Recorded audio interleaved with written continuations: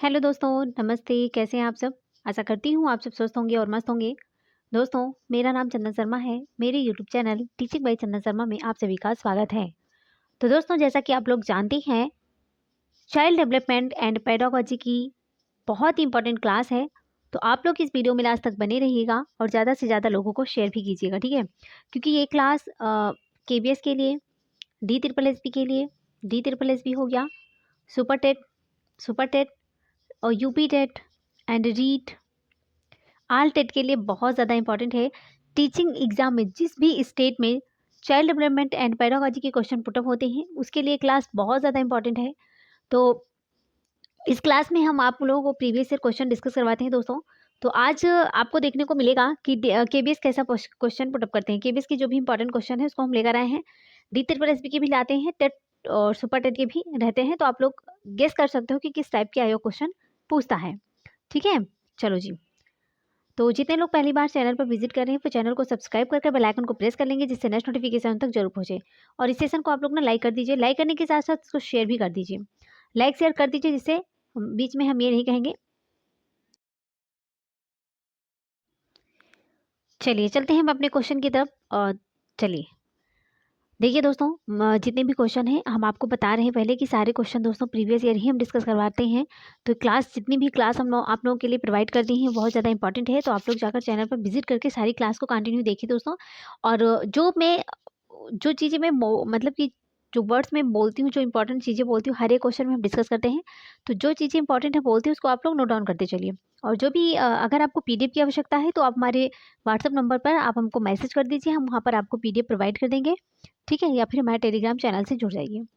तो चलिए हम चलते हैं। यहाँ पर हमारा पहला क्वेश्चन कहता है कि डैश डैश छात्र में रुचि उत्पन्न करने की कला है। बताइए, क्या शिक्षण, सहानुभूति होगा, समदृष्टि होगा या फिर प्रेरणा? यूपी टेट में पूछा गया था क्वेश्चन 2016 में। बताओ। क्वेश्चन कहता है कि dash fill in the blanks छात्र में रुचि उत्पन्न करने की कला है। क्या शिक्षण होगा, सहानुभूति होगा, समदृष्टि होगा या फिर प्रेरणा होगा? बताओ, इसका राइट आंसर क्या हो जाएगा? आप लोग रिप्लाई दीजिए। देखिए, अगर मैं बात करती हूँ, क्वेश्चन कहता है कि डैश में डैश छात्र में रुचि उत्पन्न करने की कला है। तो शिक्षण तो होगा नहीं, ना ही सहानुभूति होगा, सिंपैथी भी नहीं होगा, समदृष्टि भी नहीं होगा। तो यहाँ पर राइट आंसर हो जाएगा क्या? प्रेरणा। जो प्रेरणा होता है, प्रेरणा के माध्यम से ही हम छात्रों के अंदर रुचि उत्पन्न कर सकते हैं, है ना? मोटिवेशन के द्वारा जो प्रेरणा होती है दोस्तों, जो प्रेरणा होती है ये छात्र में रुचि उत्पन्न करने की सर्वोत्तम कला है। क्या है? सर्वोत्तम कला है, ठीक है? ऑप्शन चौथा इज द राइट आंसर हो जाएगा। चलो जी, नेक्स्ट क्वेश्चन की बात करते हैं। नेक्स्ट क्वेश्चन कहता है कि पढ़ाते समय सामान्य कक्षा में अध्यापक का सर्वाधिक जो ध्यान है किस मनोवैज्ञानिक तथ्य पर होना चाहिए? क्वेश्चन कहता है कि पढ़ाते समय सामान्य कक्षा में अध्यापक का जो सर्वाधिक ध्यान है वो किस मनोवैज्ञानिक तथ्य पर होना चाहिए? शिक्षण तकनीकी होगा, शारीरिक क्षमता, व्यक्तिगत विभिन्नता, पारिवारिक स्थिति। ये यूपी टेट क्लास 6 to 8 में पूछा गया था, सोशल साइंस में 2016 में। बताइए, इसका राइट आंसर क्या हो जाएगा? इसका राइट आंसर क्या हो जाएगा दोस्तों? पढ़ाते समय सामान्य कक्षा में अध्यापक का जो सर्वाधिक ध्यान है वो किस मनोवैज्ञानिक तथ्य पर होना चाहिए? तो यहाँ पर राइट आंसर हो जाएगा व्यक्तिगत विभिन्नता। ऑप्शन तीसरा इज द राइट आंसर, ठीक है? क्योंकि एक सामान्य कक्षा में पढ़ाते समय एक शिक्षक के लिए सबसे ज़्यादा इम्पॉर्टेंट है कि वह व्यक्तिगत विभिन्नता पर ध्यान दे, क्योंकि हर बच्चा अलग अलग टाइप का होता है। सबके जो मतलब कि सबकी स्किल्स एक जैसी नहीं होती हैं, सबकी बोलने की क्षमता एक जैसी नहीं होती ना, सबकी सीखने की क्षमता एक जैसी होती है, क्योंकि हर बच्चा अपने आप में यूनिक होता है। सब जो है एक दूसरे से भिन्न है ना? तो कोई भी एक समान नहीं है। तो यहाँ पर व्यक्ति विभिन्नता राइट आंसर हो जाएगा, ठीक है? चलो आगे देखते हैं क्वेश्चन क्या कहता है। सूक्ष्म अध्यापन माइक्रो टीचिंग एक तकनीकी है जिसका उपयोग किया जाता है। माइक्रो टीचिंग एक तकनीकी है, इसका उपयोग किया जाता है। ऑप्शन पहला है कि कम संख्या वाली कक्षाओं के अध्यापन हेतु। सेकंड है अनुरूपित स्थिति में अध्यापन हेतु। तीसरा है विशिष्ट अध्यापन कौशल में शिक्षक की तैयारी हेतु या फिर कठिन अवधारणाओं का अध्यापन हेतु। ये केबीएस में पूछा गया था 2018 शिफ्ट फर्स्ट में। बताओ, बहुत अच्छा क्वेश्चन। बताइए, आपको मैंने बताया था ना कि अभी तक जो क्वेश्चन थे हमने डी3+SB के थे, पीआरटी के थे, है ना। डी3+SB, पीआरटी, असिस्टेंट प्रोफेसर, सबके क्वेश्चन हम पुटअप करवाए आप लोगों को, मतलब कि अच्छे से डी3+SB जितने एग्जाम कंडक्ट करवाई है वहाँ से जितने भी प्रीवियस ईयर क्वेश्चन उसको हमने डिस्कस करवाया। एंड रीट के भी थे, सीटेट के भी थे, यूपी टेट, सुपर टेट, है ना। तो सारे एग्जाम्स के हैं। तो यहाँ पर आप लोग जो है वो केबीएस के भी देख सकते हो क्वेश्चन को कि केबीएस किस टाइप में क्वेश्चन पूछता है ना। क्योंकि जो भी हुआ था एग्जाम 2022 वाला, तो उसमें तो ऑनलाइन था, उसका पेपर तो ऑनलाइन था, ठीक है। लेकिन जो 2018 में था तो वहाँ का क्वेश्चन, ये पेपर देख सकते हो, ऐसे क्वेश्चन पूछता है। क्वेश्चन कहता है कि माइक्रो टीचिंग एक तकनीकी है। माइक्रो टीचिंग क्या है? एक तकनीकी है जिसका उपयोग किया जाता है कम संख्या वाली कक्षाओं के अध्यापन हेतु। तो पहला गलत है, क्योंकि माइक्रो टीचिंग का उपयोग किया जाता है कम संख्या वाली कक्षाओं के अध्यापन हेतु, गलत ऑप्शन है। सेकंड कहता है अनुरूपित स्थिति में अध्यापन हेतु। क्या? अनुरूपित स्थिति में अध्यापन हेतु, ये ऑप्शन भी गलत है। तीसरा है विशिष्ट अध्यापन कौशल में शिक्षक की तैयारी हेतु, सही बात है। चौथा है कठिन अवधारणाओं का अध्यापन हेतु, ऑप्शन चौथा भी गलत है। तो यहाँ पर राइट आंसर हो जाएगा ऑप्शन तीसरा। क्या हो जाएगा दोस्तों? ऑप्शन तीसरा हो जाएगा। देखिए, जो माइक्रो टीचिंग है एक प्रकार का शिक्षक प्रशिक्षण और संभाग विकास तकनीकी है जिसके तहत शिक्षकों को उनकी कक्षा में पढ़ाई के दौरान ही छात्रों से फीडबैक प्राप्त हो जाता है कि उन्हें अपने शिक्षण कला को सुधारने के लिए और कौन कौन से तकनीकी को अपनाना चाहिए। तो यहाँ पर राइट आंसर हो जाएगा ऑप्शन तीसरा है। क्या है दोस्तों? ऑप्शन तीसरा है। नेक्स्ट क्वेश्चन कहता है कि कोई शिक्षक बहुत प्रभावी हो सकता है यदि। कोई शिक्षक बहुत प्रभावी हो सकता है यदि, ऑप्शन पहला है वह अच्छी शिक्षण सहायक सामग्री का उपयोग करे। सेकंड है वह विद्यार्थियों की प्रश्न पूछने में सहायता करे। तीसरा है वह विद्यार्थियों को प्रवृत्ता में सहायता करे, या फिर उसके विद्यार्थी उच्च अंक प्राप्त करते हों। ये भी केबीएस में पूछा गया था 2018 शिफ्ट फर्स्ट शिफ्ट में। कोई शिक्षक बहुत प्रभावी हो सकता है, कोई शिक्षक बहुत प्रभावी हो सकता है यदि, बताओ। तो यहाँ पर पहला ऑप्शन गलत है क्योंकि वह अच्छी शिक्षण सहायक सामग्री का उपयोग करे, गलत है। वह विद्यार्थियों की प्रश्न पूछने में सहायता करे, ये ऑप्शन ठीक है। तो यहाँ पर राइट आंसर हो जाएगा दूसरा। क्या हो जाएगा? ऑप्शन दूसरा। कोई शिक्षक बहुत प्रभावी हो सकता है यदि वह विद्यार्थियों की प्रश्न पूछने में सहायता करे। तो ऑप्शन दूसरा इज द राइट आंसर हो जाएगा। ऑप्शन दूसरा इज द राइट आंसर है ना। बात ऐसी होती है कि जैसे विद्यार्थियों का जिज्ञासावश प्रश्न पूछना प्रभावी शिक्षण का एक इम्पॉर्टेंट लक्षण होता है, और यह शिक्षण को प्रभावित करने की पहचान का संकेत भी है ना। चलो,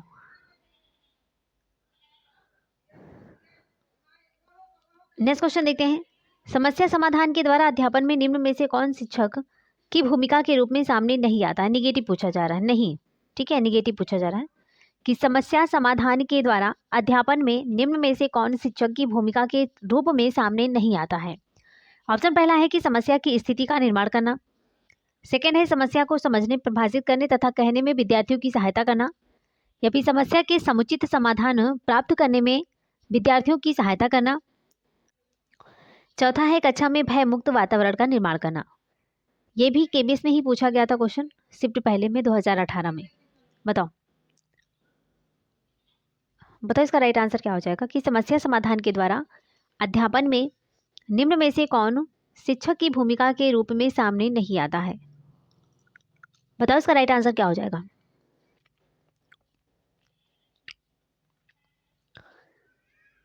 देखिए, यहां पर राइट आंसर हो जाएगा दोस्तों समस्या की स्थिति का निर्माण करना। क्या हो जाएगा? समस्या की स्थिति का निर्माण करना। ऑप्शन पहला इज द राइट आंसर हो जाएगा, है ना। एक अच्छे शिक्षक की पहचान है कि वह छात्रों की समस्या को हल करने के संबंध में उसे जानकारी दे और छात्रों की विकट परिस्थितियों में को समझे, समस्याग्रस्त स्थिति को हल करें, उचित हल निकालें, समस्या को हल करने हेतु सकारात्मक सोच हो और तनाव मुक्त वातावरण बनाए रखें। तो ऑप्शन पहला इज द राइट आंसर हो जाएगा। चलो जी, आगे देखते हैं क्वेश्चन क्या कहता है। आगे नेक्स्ट क्वेश्चन है कि किसी विद्यार्थी की अनुचित अनुक्रिया को निपटाने का उत्तम तरीका है। तो यहाँ पर राइट आंसर हो जाएगा पहला, समस्या की स्थिति का निर्माण करना। क्या हो जाएगा? समस्या की स्थिति का निर्माण करना। नेक्स्ट क्वेश्चन कहता है कि किसी विद्यार्थी की अनुचित अनुक्रिया को निपटाने का उत्तम तरीका है। ऑप्शन पहला है विद्यार्थियों को पुनः विषय वस्तु के बारे में विस्तार से समझाना। सेकंड है कि विद्यार्थी को यह बताना कि उसका उत्तर गलत है। ऑप्शन तीसरा कहता है कि दूसरे विद्यार्थी से सही उत्तर बताने के लिए कहना, या फिर व्याख्या करना तथा उत्तर देने के लिए दूसरा अवसर प्रदान करना। ये भी केबीएस में पूछा गया था 2018 में क्वेश्चन। इसका राइट आंसर क्या हो जाएगा बताइए।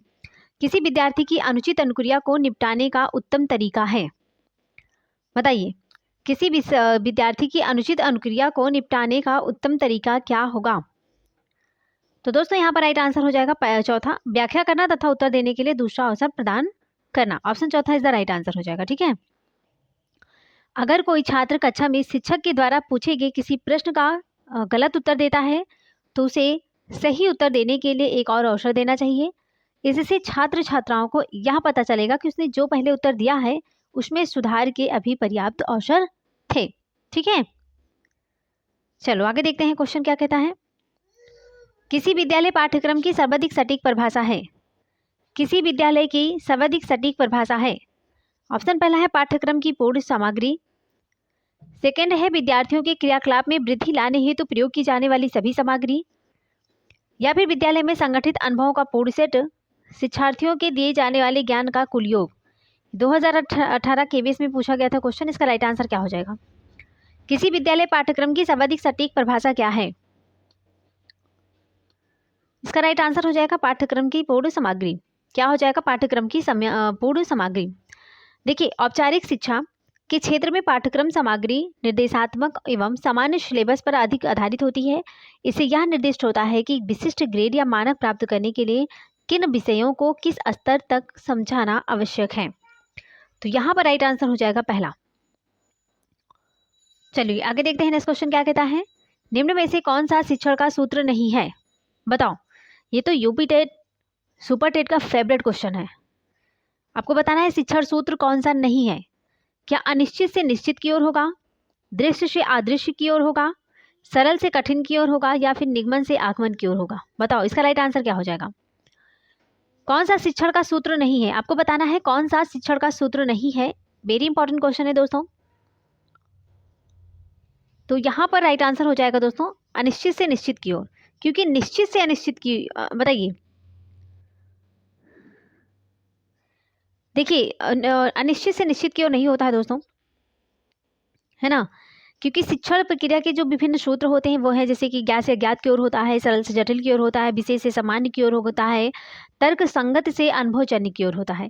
ये सारे शिक्षण सूत्र हैं, लेकिन ये कहो कि अनिश्चित से निश्चित की ओर तो ये नहीं है। ऑप्शन पहला इज द राइट आंसर है। दूसरा तीसरा चौथा तो है, लेकिन अनिश्चित से निश्चित की ओर ये शिक्षण सूत्र नहीं है। शिक्षण सूत्र दृश्य से अदृश्य की ओर होता है, सरल से कठिन की ओर होता है, निगमन से आगमन की ओर होता है। क्लियर, चलो जी आगे देखते हैं क्वेश्चन क्या कहता है। सूक्ष्म शिक्षण चक्र का प्रथम पद होता है। यूपी टेट का फेवरेट क्वेश्चन है दोस्तों, 2018 में आया था। शिक्षण होगा, योजना बनाना, प्रतिपुष्टि, या फिर प्रस्तावना। सूक्ष्म शिक्षण पद के चरण कौन कौन से हैं।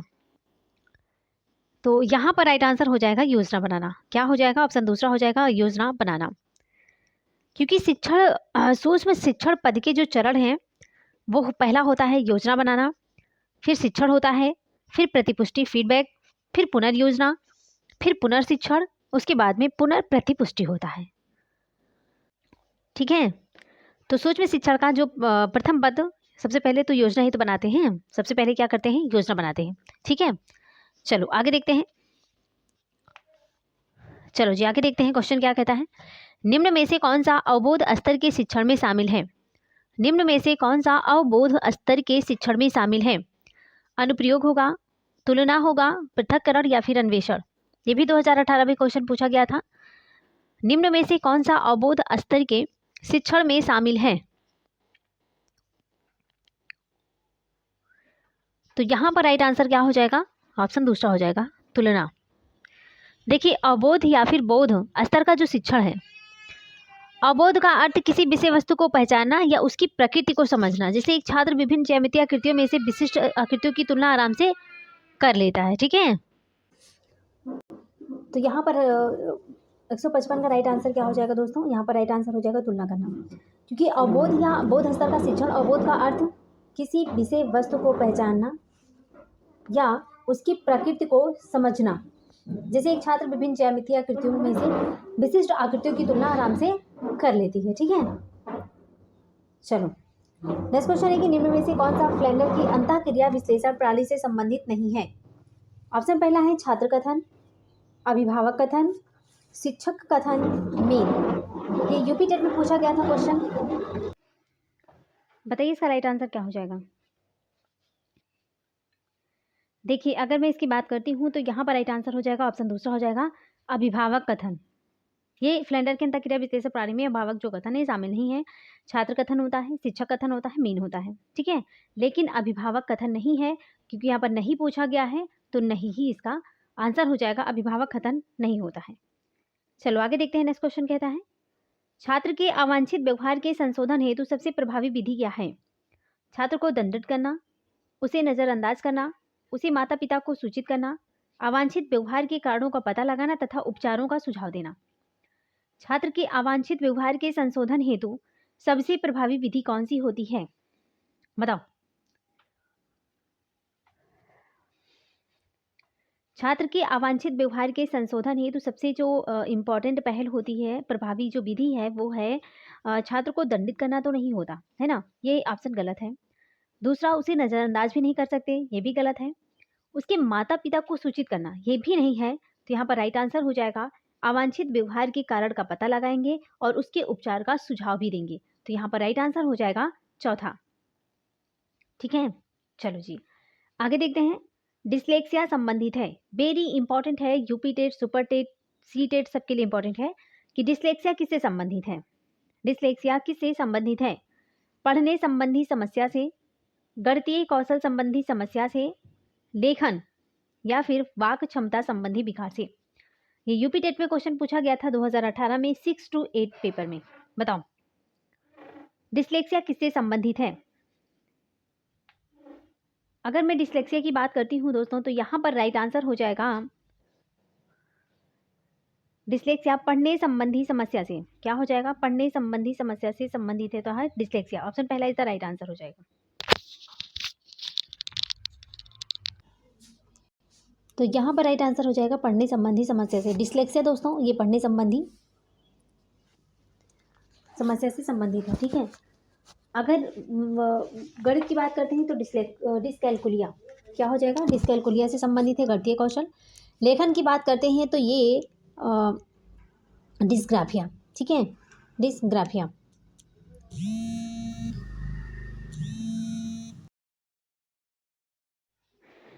चलो आगे देखते हैं। नेक्स्ट क्वेश्चन क्या कहता है, जब छात्र शिक्षक की भाषा का अनुकरण करे तो उसे क्या कहते हैं।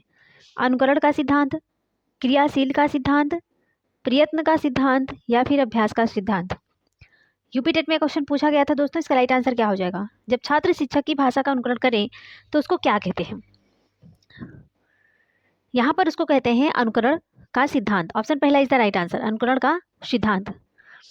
चलो आगे देखते हैं। नेक्स्ट क्वेश्चन कहता है सी टेट का फेवरेट क्वेश्चन है, कृतिका अक्सर घर में ज़्यादा बात नहीं करती है लेकिन विद्यालय में काफ़ी बात करती है। ये क्या दर्शाता है कि विद्यालय हर समय बच्चों को खूब बात करने का अवसर देता है। गलत बात है भाई, विद्यालय बच्चों को खूब बात करने का अवसर क्यों देगा। तो यहाँ पर पहला ऑप्शन तो पहले ही गलत हो गया। सेकंड है कि शिक्षकों की यह मांग होती है कि बच्चे विद्यालय में खूब बात करते हैं। ये भी ऑप्शन गलत है भाई, शिक्षकों की कोई मांग नहीं होती कि बच्चे विद्यालय में खूब आकर बात करें। ठीक है, तीसरा कहता है कृतिका को अपना घर बिल्कुल पसंद ही नहीं है, ऐसा नहीं है। ऑप्शन तीसरा भी गलत है। ऑप्शन चौथा कहता है कि उसके विचारों को विद्यालय में मान्यता मिलती है। तो यहाँ पर राइट आंसर हो जाएगा चौथा, क्योंकि कृतिका अक्सर घर में ज़्यादा बात नहीं करती है लेकिन विद्यालय में वो काफ़ी बातें करती है। इसलिए बात करती है क्योंकि उसके विचार को विद्यालय में मान्यता मिलती है, इसलिए वो विद्यालय में ज़्यादा बात करती है।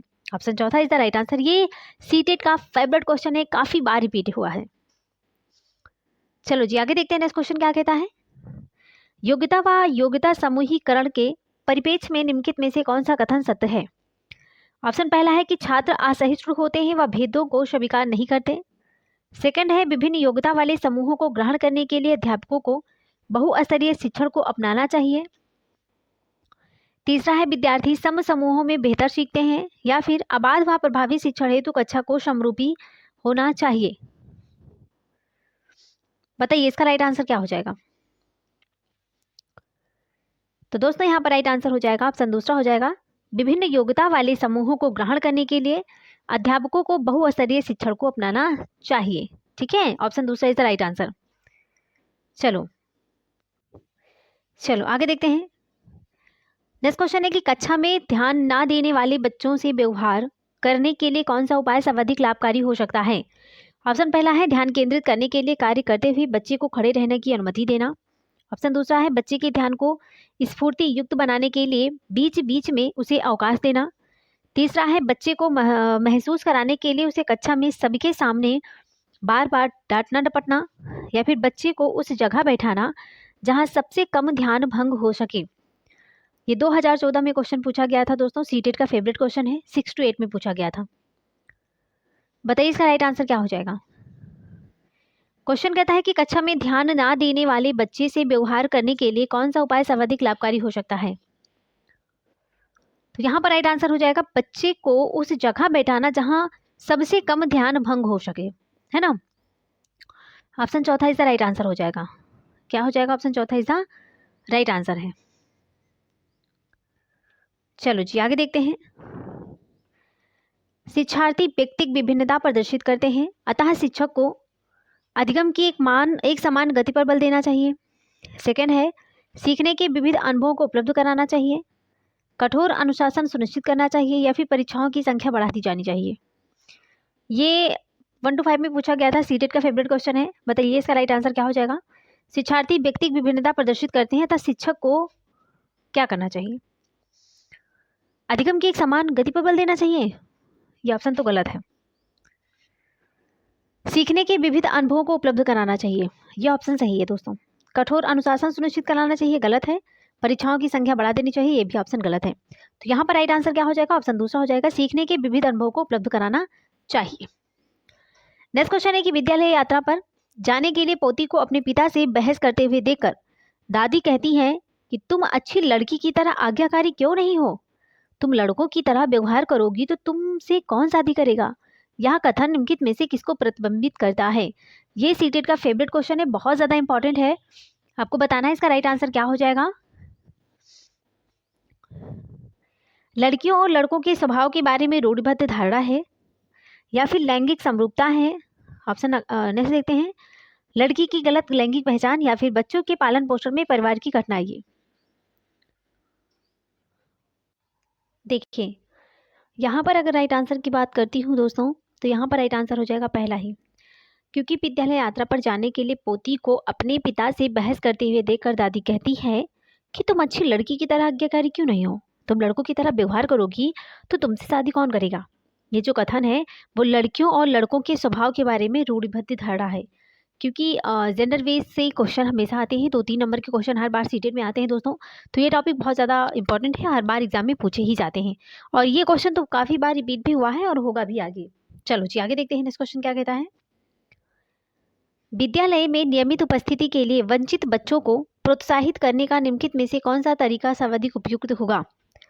बच्चों को विद्यालय आने की अनुमति न देने को कानून दंडनीय अपराध बनाया जाए, विद्यालय द्वारा बच्चों को एकत्रित करने वाले एक व्यक्ति को नियुक्त किया जाए जो प्रतिदिन घरों से बच्चों को लेकर आए, या फिर बच्चों को आकर्षित करने के लिए प्रतिदिन 5 रुपये देना, या फिर आवासीय विद्यालय खोलना। ये 2012 में क्वेश्चन पूछा गया था। बताइए इसका राइट आंसर क्या हो जाएगा। बताइए विद्यालय में नियमित उपस्थिति के लिए वंचित बच्चों को प्रोत्साहित करने के लिए निम्नलिखित में से कौन सा तरीका सर्वाधिक उपयुक्त होगा। अब बच्चों को विद्यालय आने की अनुमति न देने को कानून दंडनीय अपराध बनाया जाए। ऑप्शन पहला गलत है।